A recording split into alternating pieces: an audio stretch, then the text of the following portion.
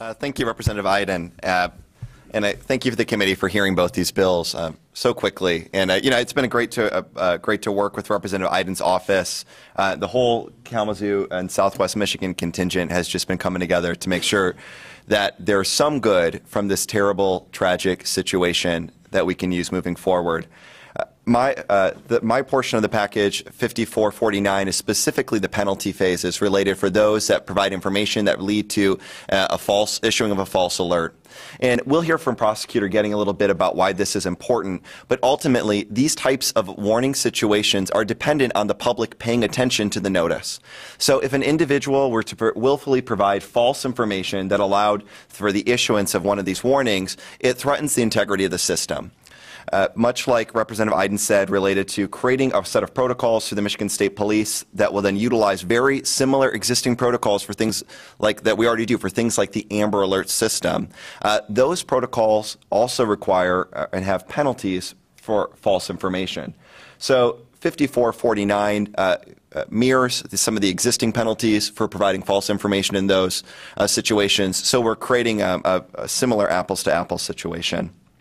I will make sure that we reserve the remainder of our time really to hear from the folks who were impacted the most by this. But I do want to say two pieces quickly. Representative Iden's story is so similar to so many that I had and I've heard. My first awareness of the situation in Kalamazoo was when I received a Snapchat from a friend. I literally heard about this through Snapchat first. And that's what made me then go to the media and get and figure out what was happening in Kalamazoo. And no one should have to receive information, because of just the goodness of a friend who happened to reach out.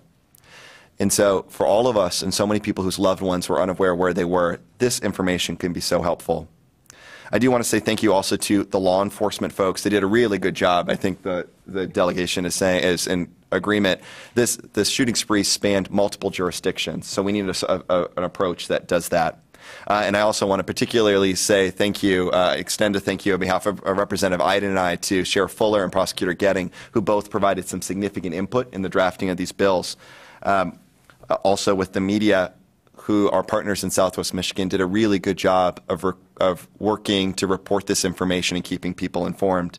And then, of course, finally to the community that pulled together, not only to support those who lost the families of the 6 people who were lost in the tragedy, but 2 of our survivors that are continuing to fight every day and moving towards recovery.